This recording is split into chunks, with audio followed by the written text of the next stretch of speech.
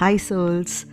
தான் கஷ்டப்பட்டு சம்பாரிச்ச பணத்தை பங்குச் சந்தையில இன்வெஸ்ட் பண்ணி பெருக்கணும்னு நினைக்கிறவங்களுக்கு மத்தியில மிக பிரபலமான ஒரு புத்தகம் தான் த இன்டெலிஜென்ட் இன்வெஸ்டர்.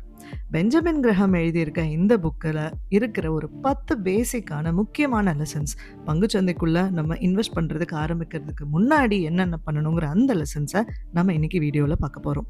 நீங்கள் இந்த traditional method of investing, post office அக்கௌண்ட்ஸில் இன்வெஸ்ட் பண்ணுறது, இல்லை எஃப்டி ஆர்டி அந்த மாதிரி பேங்க் ரிலேட்டட் இன்ஸ்ட்ருமெண்ட்ஸ் யூஸ் பண்ணி இன்வெஸ்ட் பண்ணுறவங்களா இருந்திருக்கீங்க, இனிமேல் ஸ்டாக் மார்க்கெட்டுக்குள்ளே போகலான்னு யோசிக்கிறீங்க அப்படிங்கிற மாதிரி இருந்ததுன்னா இந்த வீடியோவை முழுசாக பாருங்கள்.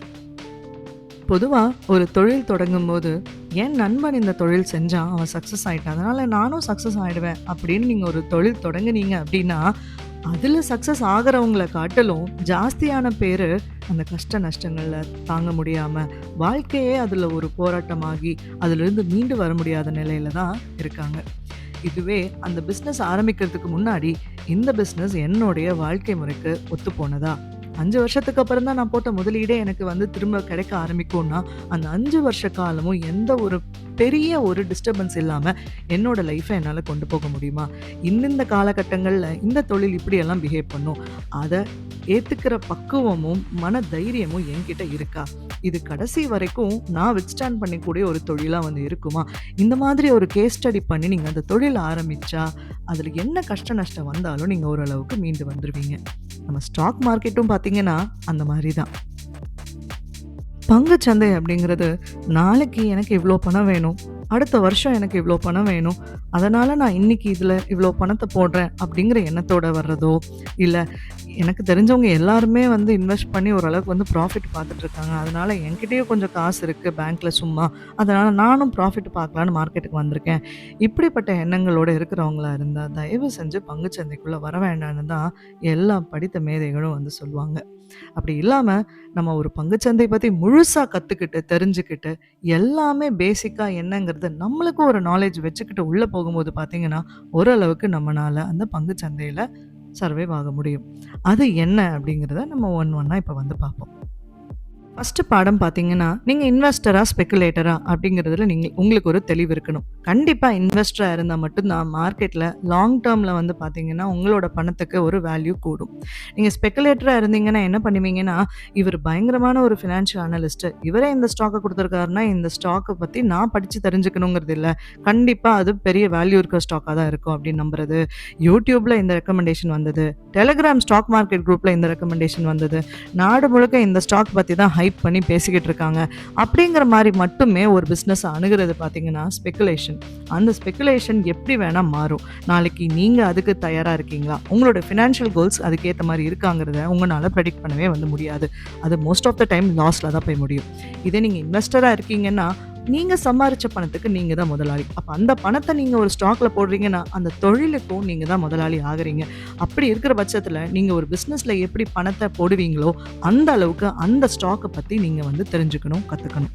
நம்ம கற்றுக்காட்டாலும் ஏதாவது ஒரு தெரிஞ்ச படித்தவங்க மூலமாக கற்றுக்க முடியும். அது இல்லைன்னா பணத்தையும் போட முடியும். அந்த வழியையும் நீங்கள் எடுத்துக்கலாம்.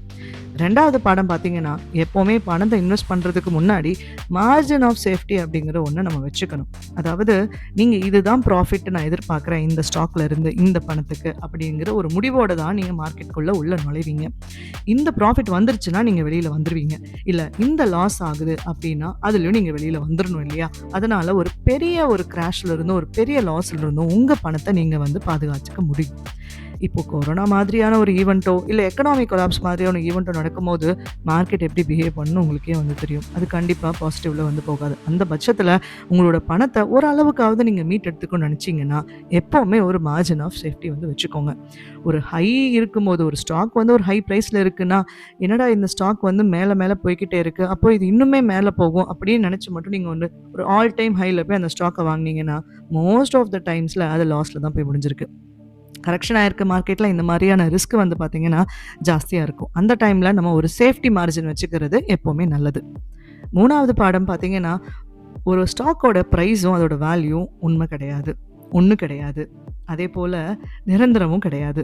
ஒரு ப்ரைஸ் பார்த்திங்கன்னா 400 ரூபாயில் இருக்குன்னா அது நாளானிக்கின்னு ஒரு வாரம் கழித்து பார்க்கும்போது 1000 ரூபாயில் இருக்கும்.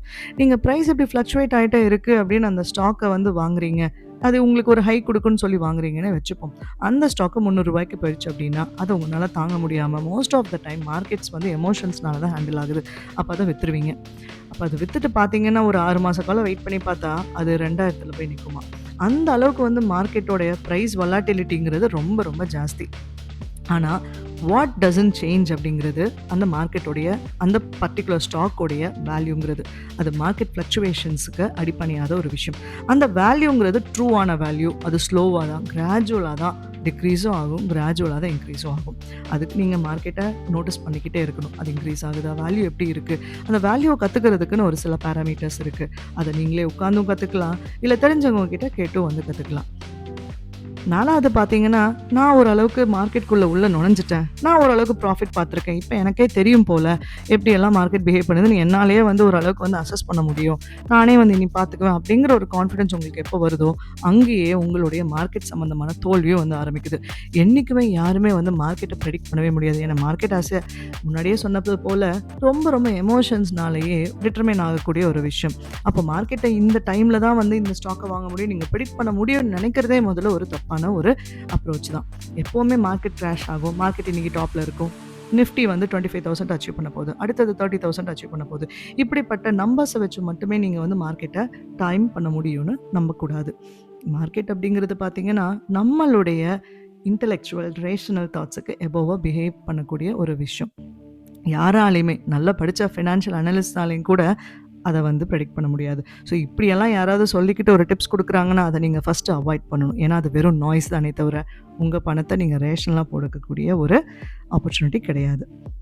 5வது பாடம் பார்த்தீங்கன்னா, நம்ம பெஞ்சமின் கிரஹாம் ஆத்தர் வந்து சொல்ற விஷயம், எஸ்ஐபி மைண்ட் செட் வச்சுக்கோங்கங்கிறது. மார்க்கெட் இவ்ளோ ஃப்ளக்சுவேட் ஆகுற ஒரு விஷயம், வாலடைலான விஷயம்னா, எது வந்து ஒரு கன்சிஸ்டன்ட்டான பிராக்டிஸ் இருக்குன்னா, எஸ்ஐபி மைண்ட் செட் வச்சுக்கிறது. ஸ்டெடியா, டிசிப்ளின்டா உங்கனால ஒரு பணத்த ஒரு ஸ்டாக்லயோ, ஒரு ஃபண்டுலயோ நீங்க ரெகுலரா போட்டுட்டு வரீங்க அப்படின்னா, அது ஒரு ஆவரேஜ் பிரைஸ்ல வந்து நிக்கும். அந்த ஆவரேஜ் பிரைஸ் உங்களுக்கு கடினமான லாஸ்லயோ, இல்ல மித்த மீதியான ஒரு ப்ராஃபிட்லயோ கொண்டு போய் நிறுத்தாது. தேவையான அளவு மணிய உங்களுக்கு அது திருப்பி குடுத்துரும் அப்படிங்கிறது. அதுதான் இந்த புக்கோட ஆத்தரோட மெயினான ஃபிலாசபியாவும் இருக்கு. 6வது பாடம் பார்த்தீங்கன்னா, ஒரு டிஃபென்சிவான இன்வெஸ்டரா இருங்க. இல்ல என்டர்பிரைசிங்கான இன்வெஸ்டரா இருங்க. 2மாவும் இருக்கணும்னு நினைக்காதீங்க அப்படிங்கிறாரு. இப்ப டிஃபென்சிவ் இன்வெஸ்டர்னா என்னன்னா, நான் வந்து பணத்துல எல்லாம் ரிஸ்க் எடுக்கிற ஆள் கிடையாதுப்பா. நான் ஏதோ சேஃபா இருக்கணும். அது பாட்டுக்கு பணம் வந்து நான் மாசம் மாசம் எனக்கு எப்படி எஃப்டிக்கு எடுத்துட்டு இருக்கு, ஆர்டிக்கு எடுத்துட்டு இருக்கு. அந்த மாரி போயிட்டு இருக்கணும். ஆனா மார்க்கெட்ல கொஞ்சம் காசு ரிட்டர்ன்ஸ் ஜாஸ்தியா வரணுங்கிறதுனால நான் போடணும்னு நினைக்கிறேன் அப்படின்னா, index funds, blue chip stocks இந்த மாதிரி மார்க்கெட்ஸ்க்குன்னு உரிய டெக்னிக்கல்ஸ வச்சு நீங்க வந்து இன்வெஸ்ட் பண்ணலாம். என்டர்பிரைசிங் இன்வெஸ்டரா இருந்தா, நீங்க எப்பவுமே இந்த மாதிரி இப்ப நம்ம இது வரைக்கும் பார்த்திருக்கோம். அண்டர் வேல்யூட் ஸ்டாக்ஸ் என்னென்ன, வேல்யூ கம்மியா இருக்கிற ஸ்டாக்ஸ் என்னென்ன, எந்தெந்த ஸ்டாக்ஸ்க்கு வந்து ஃபியூச்சர் குரோத் ஜாஸ்தியா இருக்கு. இந்த மாதிரி டெக்னிக்கல் பாராமீட்டர்ஸ், ஃபண்டமெண்டல்ஸ் இது எல்லாத்தையுமே கத்துக்கிட்டு ரிசர்ச் பண்ணி அதுக்கப்புறம் இன்வெஸ்ட் பண்ணணுங்கிற ஒரு மெத்தடாலஜி இருக்கிறவங்க. இந்த 2ல ஏதாவது ஒண்ணா தான் இருக்கணும். நான் 2யுமே பண்ணுவேன்ப்பா. நான் ஒரு சில ஸ்டாக்ஸ் வந்து பார்த்தீங்க அப்படின்னா, நானே ரிசர்ச் பண்ணி பண்ணுவேன். ஒரு சில ஸ்டாக்ஸ் வந்து எனக்கு சேஃபா இருக்கணும்னா, அதுக்கு நீங்க ஸ்டாக் மார்க்கெட்ல ஃபுல்லி இன்வெஸ்டடா இருக்கணும். இத நீங்க வேற வேலை பார்த்துட்டு இருக்கவங்க இருந்தீங்கன்னா, இத நீங்க ஆக்டிவா வந்து பண்ண முடியாது. அந்த டைம்ல ஸ்பெகுலேஷனுக்குள்ள போகாம, இந்த மாதிரி எஸ்ஐபி, இண்டெக்ஸ் ஃபண்ட்ஸ் அதே போல ஸ்டேபிளா பல வருஷ காலமும் வேல்யூ மாறாம இருக்கிற மாதிரியான ஸ்டாக்ஸை நீங்க வந்து சூஸ் பண்ணிக்கலாம். 2மா இருந்தோம் அப்படின்னா, நம்மளுடைய கோல்ஸ் நம்மளுக்கே கன்ஃபியூஸ் ஆயிரும் அப்படிங்கிறது தான் சொல்றாங்க. 7வது பாடம் பார்த்தீங்கன்னா, ஃபண்டமெண்டல்ஸ்ல ஃபோக்கஸ் பண்ணு. இதுவரைக்கும் நம்ம பார்த்ததே வந்து அதுதான். பஸ் இருக்கு, ஹைப் இருக்கு. அதுக்காக நான் ஒரு ஸ்டாக்க பண்றேன். புதுசா ஐபிஓல வந்திருக்கு. அதனால இந்த ஸ்டாக்குக்கு வேல்யூ இருக்கு. இந்த மாதிரி எல்லாம் வந்து பார்க்காம, வேல்யூ ஃபேக்டர்ஸ் என்னென்னன்னு வந்து சொல்லியிருந்தோம். டெப்ட் டு ஈக்விட்டி, ஆர்ஓசி, ப்ரொமோட்டர்ஸ் எவ்வளோ பேர் வச்சிருக்காங்க, கன்சிஸ்டன்ட்டா ப்ராஃபிட் குடுத்துட்டு இருக்கா, இல்ல ஏதாவது வந்து டிசாஸ்டர் வந்து சவுண்ட் ஆகுது அந்த கம்பெனில. இந்த மாதிரி எல்லாம் பார்த்துக்கிட்டே ஃபண்டமெண்டல்ஸ்க்கு இம்பார்ட்டன்ஸ் கொடுக்கணும் அப்படிங்கிறது தான். மார்க்கெட் வந்து உங்களோட சர்வன்ட் தவிர உங்களோட மாஸ்டர் கிடையாது. நீங்க வந்து மார்க்கெட்டோட ஃப்ளக்சுவேஷன்ஸ, வொலாட்டிலிட்டிய உங்க அட்வான்டேஜுக்கு நீங்க மாத்திக்கணுமே தவிர, நீங்க அதனால கண்ட்ரோல் ஆகக்கூடாது. ஒரு சில பேர் வந்து என்ன சொல்லுவாங்கன்னா, மார்க்கெட் கீழ போகுதுன்னா, அத ஒரு கிரீடியான சிச்சுவேஷனா யூஸ் பண்ணிக்கணுமா. ஆமா. மார்க்கெட் எப்பல்லாம் கீழ போகுதோ, பயங்கரமான ஒரு வொலாட்டிலிட்டில கீழ போயிட்டுருக்கோம். அத ஒரு ஆப்பர்ச்சுனிட்டியா யூஸ் பண்ணி நெறைய வாங்குறது. மார்க்கெட் ஹைல போகும்போது, அத சும்மா அப்சர்வ் மட்டும் பண்றது. இந்த மாதிரி பார்த்தீங்கன்னா, நம்ம சேஸ் பண்ண மாட்டோம் மணிய. நம்மளுக்கு ஏத்த மாதிரி நம்ம மார்க்கெட்ட யூஸ் பண்ணிக்குவோம் அப்படிங்கிறது. நெறைய இந்தியன்ஸ் மணி லூஸ் பண்றதே பணத்து பின்னாடி போறதுனால தான் அப்படிங்கிற அந்த எண்ணத்தினால.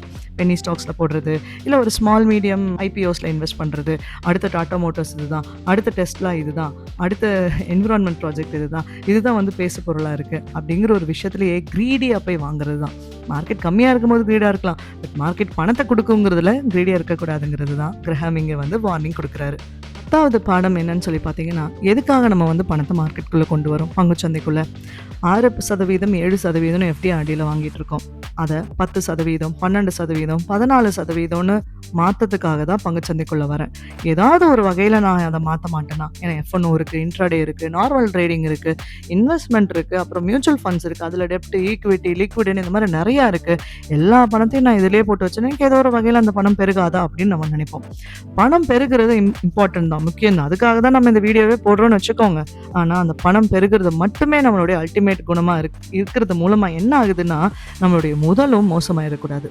1 லட்சம் நான் இன்னைக்கு ஒரு ஸ்டாக்ல போடுறேன்னா அது பெருகணும் தான். ஆனால் என்கிட்ட இருக்கிறதே அவ்வளோதாங்கிற பொழுது அந்த 1 லட்சத்தையும் நான் மொத்தமாக மார்க்கெட்டுக்குள்ளே கொண்டு வரக்கூடாதுங்கிறது தான் ஒரு ரேஷ்னலான பேலன்ஸ்டான எண்ணங்கிறத கிரஹாம் வந்து இந்த புக்கில் வந்து சொல்கிறாரு.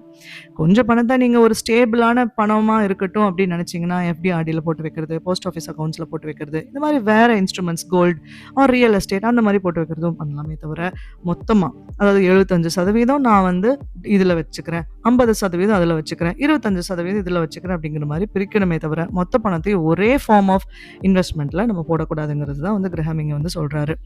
ஏன் அப்படின்னா எல்லாமே ஃப்ளக்சுவேட்டிங்கான ஒரு விஷயம் தான். இந்த உலகத்தில் இந்த எக்கனாமி மாறிக்கிட்டு இருக்கு, நிறைய போர்கள் வந்துக்கிட்டு இருக்கு, நிறையா வந்து இம்போர்ட் எக்ஸ்போர்ட்டுங்கிற மாதிரி ட்ரேட் வார்ஸும் வந்துட்டுருக்கு. அப்படி இருக்கும்போது நீங்கள் தினம் தினம் போய் இது எப்படி ஆகும் அப்படி ஆகுங்கிற பயத்தோடைய ஒரு எமோஷனல் டிசிப்ளின் எல்லாமே நீங்கள் நடந்துக்கும் பொழுது பார்த்தீங்க அப்படின்னா நீங்கள் அதோடைய சர்வெண்ட் ஆயிடுறீங்க. நீங்கள் அதுக்கு ஒரு ட்ரக் மாஸ்டருக்கு எப்படி நம்ம போய் அடிமை ஆகுமோ அந்த மாதிரியான ஒரு அடிமையாக வந்து மாறுறீங்க. எப்போவுமே ஃபண்டமெண்டல்ஸை வச்சுக்கோங்க, எக்ஸைட்மெண்ட்டுக்கு அடிமையாக வேண்டாம். அதே போல் மார்ஜின் ஆஃப் சேஃப்டியும் வந்து வச்சுக்கோங்க. மார்க்கெட் அப்படிங்கிறது ஒரு சைக்கிளில் பிஹேவ் ஆகிற விஷயம். இன்றைக்கி எப்படி இருக்க மார்க்கெட் நாளைக்கு அப்படி மாறும். 4 வருஷம் கொரோனா முடிஞ்சு இந்தியன் மார்க்கெட் ஒரு மாதிரி பிஹேவ் பண்ணிட்டு இருந்தது, அப்படியே தான் பிஹேவ் பண்ணுது அப்படின்னு இந்த வருஷம் நுழைஞ்சவங்களுக்கு மார்க்கெட் ஒரு ஷாக்கை கொடுத்துருக்கு. அந்த மாதிரி எப்போ ஒரு ஷாக் வரும் அப்படிங்கிறது தெரியாது. அது எல்லாத்துக்கும் தகுந்த ஒரு டிசிப்ளினை நம்ம லைஃப்பில் வந்து வச்சுக்கணும். தினம் தினம் மார்க்கெட் எப்படி நான் போட்ட ஸ்டாக் எப்படி பிஹேவ் பண்ணிட்டு இருக்கு அப்படி பிஹேவ் பண்ணிட்டு இருக்குன்னு வந்து பார்க்காம பிபிஎஃப், இபிஎஃப், ஷார்ட் டேர்ம் டெப்ட் ஃபண்டு, அதே போல் நம்ம லாங் டேர்மில் எப்படி நம்ம பணம் வந்து மாறணும்னு நம்ம நினைக்கிறோம், அதுக்கேற்ற இன்ஸ்ட்ருமெண்ட் எதுவாக இருக்கும் அது எல்லாத்தையுமே நோட்டீஸ் பண்ணி நம்ம எல்லாமே கற்றுக்கிட்டு போகணும். ஸோ பொதுவாக வந்து சொல்லணும் அப்படின்னா, பணத்தை நான் பெருக்குறேன், பணத்தை இன்க்ரீஸ் பண்ணுறேன் அப்படிங்கிற அந்த பேராசை, அந்த க்ரீடினஸை விட்டுட்டு, சரி எனக்கு இவ்வளோ பணம் வேணும், இந்த பணத்துக்கு நான் இந்த மாதிரியான ஸ்டடி பண்ணால், இந்த இன்வெஸ்ட்மெண்ட்டில் நான் போட்டேன்னா இத்தனை வருஷத்துக்கு அப்புறம் எனக்கு இந்த பலனை வந்து அது கொடுக்கும் அப்படிங்கிற முழு புரிதலோடையும் அந்த பக்குவத்தோடையும் நம்ம வந்து அப்ரோச் பண்ணணும் அப்படிங்கிறது தான் இந்த புக்கும் மற்ற பல புக்ஸும் சொல்லக்கூடிய ஒரு தெளிவான அறிவுரையாக இருக்குது. ஃபினான்ஷியல் இன்வெஸ்ட்மெண்ட் பற்றி ஒரு பேசிக் நாலேஜ் கொடுக்கணுங்கிறதுக்காக தான் இந்த புக் சூஸ் பண்ணப்பட்டிருக்கு. இந்த புக்கோட கண்டென்ட் உங்களுக்கு பிடிச்சிருந்ததுன்னா சப்ஸ்கிரைப் பண்ணுங்கள். இதே மாதிரி பல புத்தகங்களோட உங்களை வந்து அடுத்த தடவை மீட் பண்ணுற வரைக்கும் உங்களிடமிருந்து விடை பெறுவது உங்கள் ஹாலிஸ்டிக் ஹியூமன். நன்றி, வணக்கம்.